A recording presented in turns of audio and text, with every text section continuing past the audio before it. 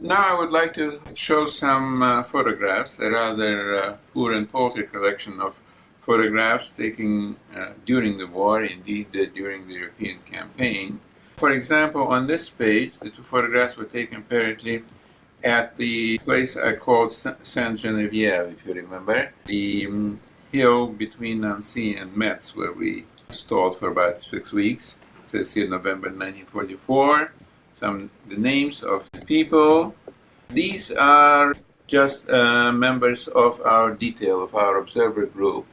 This man with the staff sergeant's insignia was the head of detail at that time. Eventually, I replaced him, and I think you'll find me somewhere here. I think this is me. That looks like you in there.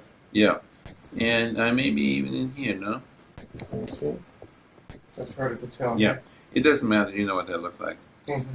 Here, December 1944, Metzing, Lorraine. This was during our advance towards the German border. Same guys. As you see, here the weather seems to be a little colder. I suspect that these two were taken at the same time as these two, still Saint Genevieve, but the inscription Metzing pertains just to this one.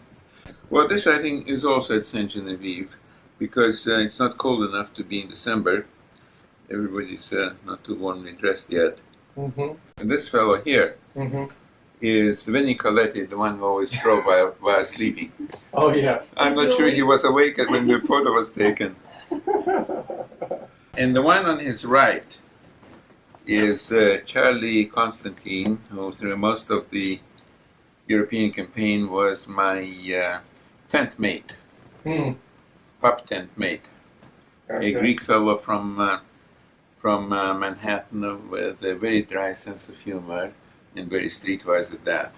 Here we are already in Luxembourg during the Battle of the Bulge, having moved into position. As you see, Christmas 1944.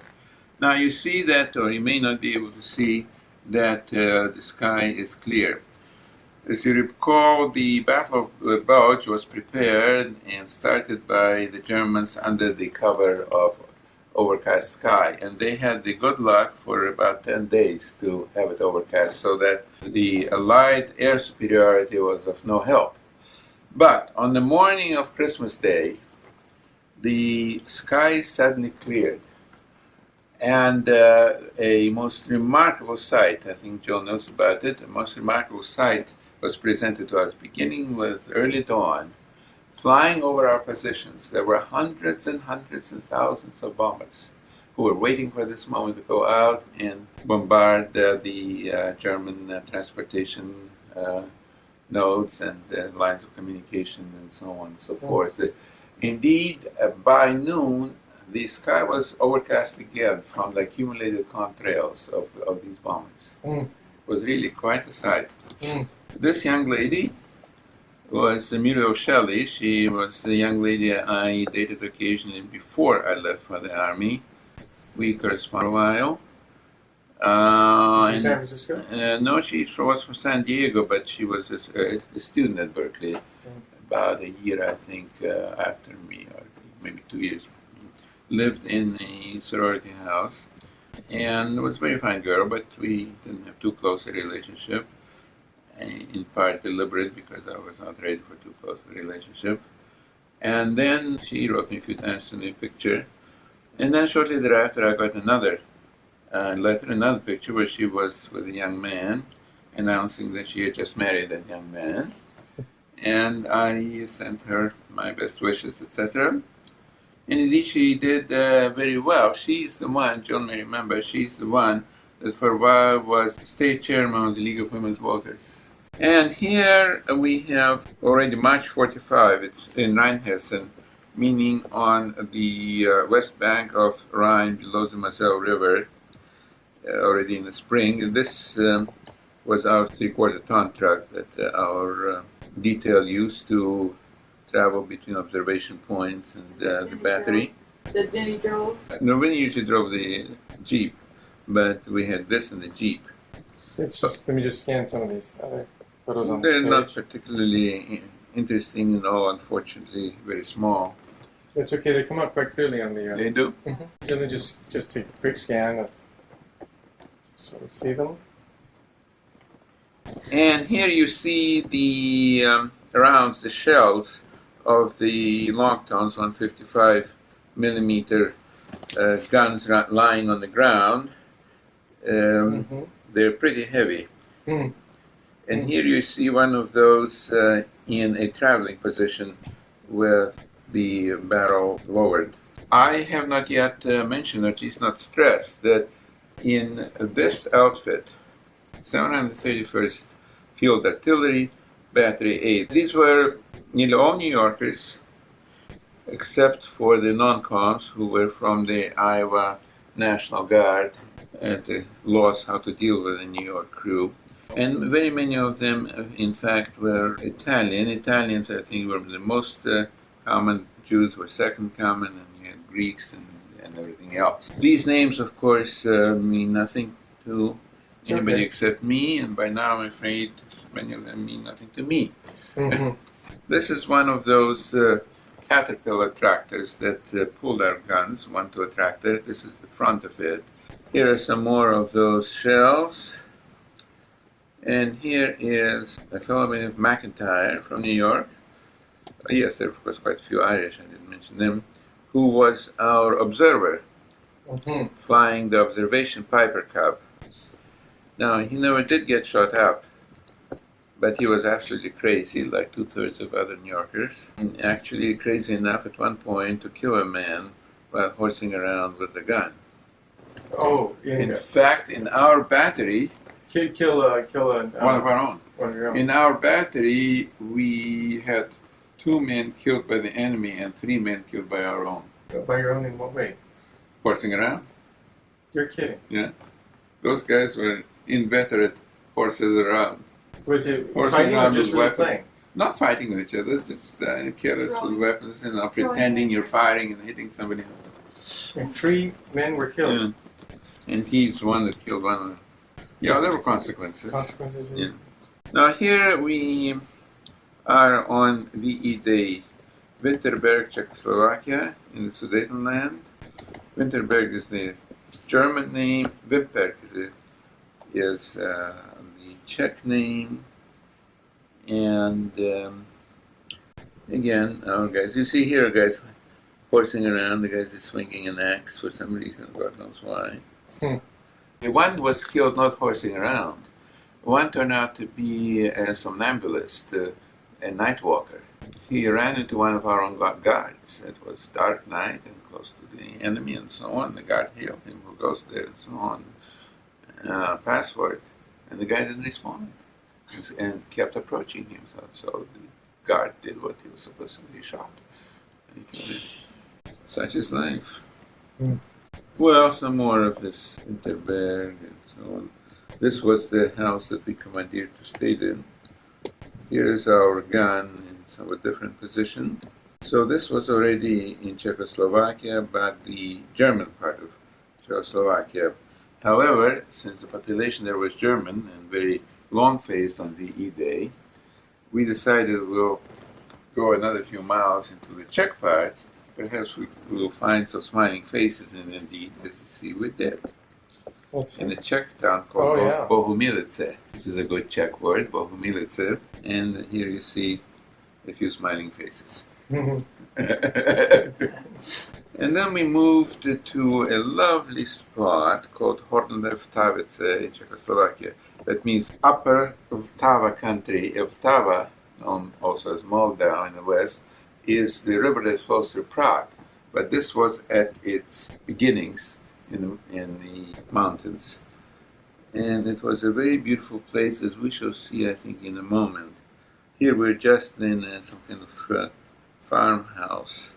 Here is Charlie Constantine, my tent mate, who found the German uniform, of course, being crazy like everybody else had to put it on. Could have been easily shot, mistaken by a German infiltrator. This is entitled Bohemia's Meadows and Forests. You know where that comes from. That is the title of Smetana's famous musical suite, where he musically sings the praises of Bohemia's beautiful Czech Republic's beautiful countryside. This is by Horné Vltavice, and these are the beautiful meadows and forests. Years later, only a few years ago, I met a Czech who then had, some time ago, had emigrated to Czechoslovakia. And we talked a little bit about our Czechoslovak experiences, and he told me that he was in the Czech communist artillery as an officer, and they were stationed in Hornov-Tavice. Oh, yeah. And they were doing their exercises in Hornov-Tavice.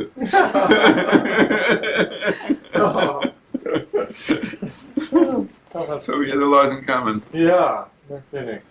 Okay, this is a little bit of relaxation. This is also Vltava, where the guy's taking a bath. Well, you had to take a bath, you know. Yeah. And here, already at the end of the war, you see we were taking shots, medical shots. And here we're all lined up by some horse cart, being stuck by whoever was sticking us. And here we're back in Germany on the Danube at Passau. Passau is in the corner, on the Danube in the corner, more or less where Germany, Czechoslovakia, and Austria meet. Here we see, here's a column of refugees, tents lined up. These are tents, what sort of tents? Our tents. This type of tents you stated? Yeah, the pup tents were when you are actually under battle conditions. Mm-hmm. But here in occupation, the army brought up large tents, which would hold a squad of 12 men each. Here's another guy going crazy. Here he is. Here he is. Uh-huh. He found somewhere this skin, and so he had to go crazy with it.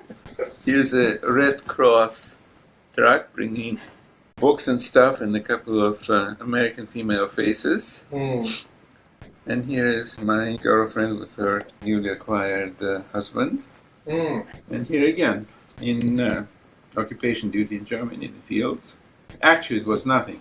Hung around, guys waiting to be discharged, sent home, and so on. This is a photo, I think, that was taken when I was in the Army, still in the United States, in General Loco.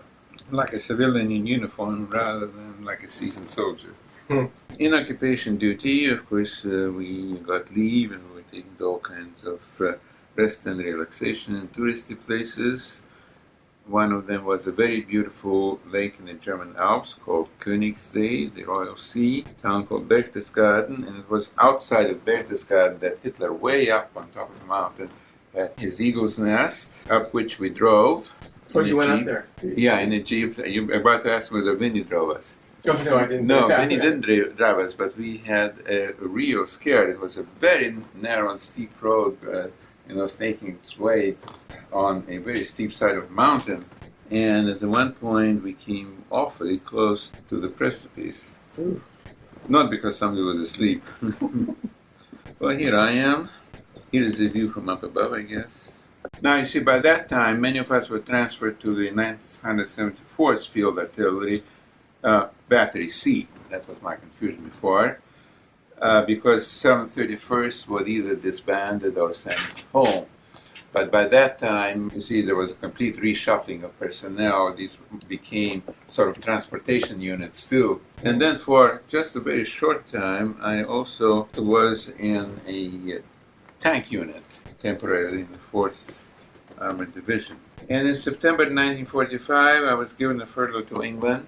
So some of us went there, went to Le Havre, and then by boat across the English Channel, and to London. And here is London, my first view of London. Although I had been in England on the way over to Europe, and seen London at that time, the obvious pictures with the Big Ben, etc., etc. Now this kid, he was from Boston. This is already in the 974th Artillery, so not everybody there was from New York. He was from Boston, a Jewish boy from Boston, Sid Temple. And by that time, I was an important person, a staff sergeant. See my stripes? Let's see. Oh, yeah. Mm-hmm. Okay, and he was just a raw recruit. He had seen very little action. He arrived at the end of the war. And he thought I was, the cat's whiskers or something. And then when I was a student at Harvard, about 1950-51, riding in the Boston subway, I ran into him. He was with some young woman, and he spotted me. We were both, of course, in civilians, and he ran up to me, say, Sarge, Sarge, I'm glad to see you. Now, by 1951, as a PhD candidate at Harvard, I wasn't thinking myself was a Sarge at all. And then he brought over the girl and says, meet my wife. Honey, he says, this is Sarge that I told you about. Oh, that's cute. That's really cute. Okay, now let's see what else we have. That's very sweet. You can stop for a moment. This was already very close to my demobilization. I was discharged in Frankfurt around Christmas, New Year's, 45 to 46. But on the way, I spent a short while at yet another army unit. You know, you always had to be part of an army unit. The 80th Division, which again was only a transitory experience, near Aschaffenburg. Aschaffenburg is very close to Frankfurt. It's a historical German city, but not a very large city. And there we saw more of Germany. We'll be showing in a minute. And here is something that I think should be noted. At that time we were living in old German barracks. That used to be the usual place for the occupying armies to live in once they defeated the enemy. And there was a kitchen establishment and a mess hall and so on. Outside the mess hall there were garbage cans, and after every meal some nuns came rummaging through the garbage cans, which I think says a lot about Germany in those days. Yeah. Obviously we didn't object. Yeah. Here is the same thing. Here's the same thing, another picture. Same place, you see another nun and some German with some kind of cart ready to roll away with whichever she found. Now this was already in Frankfurt, where I was about to be civilianized, if not already civilianized. I was staying already in a civilian dormitory because I was already signed up for employment military government, which although the government was military, employed a lot of civilian employees. And out of my window I saw rather placid scenes, these little kids and the swans and whatnot. It says here Christmas 1945. These are pictures were taken on my walks through Frankfurt those few days that I was in Frankfurt. And you see what Frankfurt looked like in those days. Could you hold it up? Yeah, go around. And then I was sent to Munich, as you know, to work in the military government for Bavaria. And here is Munich. And here are scenes of Munich. This was outside of Munich, outskirts, part of a German military establishment, which I mentioned before, we occupied as the headquarters for the Office of the Military Government for Bavaria. That's what OMGB stands, Office of the Military Government Bavaria. And I had my office in there, and I had my quarters in the dormitory, not too many steps away from there. But these are parts of Munich I walked out, and I think Joan will recognize this building. This is that theater that you went to, I think. The theater that you went to on the central square, and across from it, remember we went to that beer hall for dinner. Well, that's what it looked. And actually, it was in better shape than most buildings. Yeah. Well, it's still bad damaged, of course. There was already cleaning up going on. Most of the work was done by women because most of the men were either dead or in prisoner of war camps. And what the Germans did was just, destroy all the ruins because, among other things, were very dangerous. They could collapse any time. And they brought in a narrow gauge railroad into the center of town to cart away the rubble, which they carted to a certain place and piled up in an enormous mountain, Trümmelberg. Trümmel is rubble in German, Trümmelberg, which they then covered with dirt and sod, and is now a mountain outside. I think I even showed it to you when we were in Munich. It's very vivid. Yeah, it was there, not far from where Keith Bush entertained us at his home. This has to do with my unit within the military government of Bavaria. This was the army officer, not a forester by profession, who was put in charge of the statistics section. I was working under him. but he had very interested in the job, no knowledge of German. This was a girl, half German, half English, who got a job with the military government. We had lots of German employees. These were the girls or women who did a lot of the handling of the statistics that I helped collect.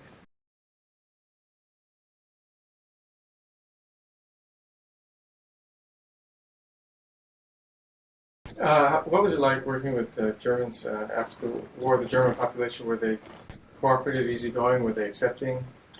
Well, as I mentioned before, there was a lot less trouble than I think most people expected. There were no terrorist acts. Now, of course, there were lots of sour Germans going around, and lots of sour Germans who were sour perhaps not because they were pro-Nazi, but because their husbands or sons were killed or whatnot. They had been killed or were prisoners of war in Russia, which at that time was regarded tantamount to having been killed. If they were prisoners of war with the Western allies, they were very soon released. When I was still in Germany, most of the German prisoners of war were released and put to work as civilians, except those who, such as SS officers or some others whom the allies had reason to believe were war criminals or things like that. The population on the whole, as you walk through the cities, I don't know how friendly they were, but they certainly did not show open hostility. Many, of course, had been to begin with not Nazi and blamed everything on Hitler and so on. Mm-hmm. Others may have been Nazi, but were certainly glad the war was over because it was horrible for them in every respect. And others were happy to have been in the American zone and not in the Russian zone. Lots of Germans, as the Russians approached, fled westward to be in America, the British zone, or the Russian zone. They got the news about the Russians quickly. The Russians did not disappoint them, shall we say. Now, at one point I told you I had occasion to go to Berlin, and Johnny Seichmann was stationed in Berlin.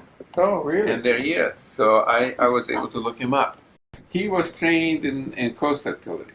But he had very little coast artillery work to do, and at some point he was on the islands in the Pacific that were liberated from Japanese. But you see, places that had been liberated with the American forces or other light forces moving on would bring in coast artillery just in case. But that coast artillery didn't have anything to do because the fortunes of war never changed and the Japanese never returned. He didn't have very much to do. And then somehow somebody realized that he knew some Russian, so they sent him to Berlin. He fell through the cracks there. Yeah, he fell through the cracks too. So we had a jolly time for a day or so. Well, with these pictures and with these stories, we finished one chapter in the strange and exciting life of a certain individual, your narrator. The chapter dealt with my army days and my fighting days and my occupation days. We saw the maps, we saw the photographs. We saw the last part of it when I was working as a civilian in Munich, position as an economist under the military government. In July 1946, it became apparent that my parents would be coming to the United States almost any week. So I resigned from my position in Munich and started on my way home to San Francisco, arrived in San Francisco. And my parents then arrived in Seattle in October 1946. However, before I get to that, as I promised already on the tape, I would share a few thoughts about this whole experience of the war, personal and general.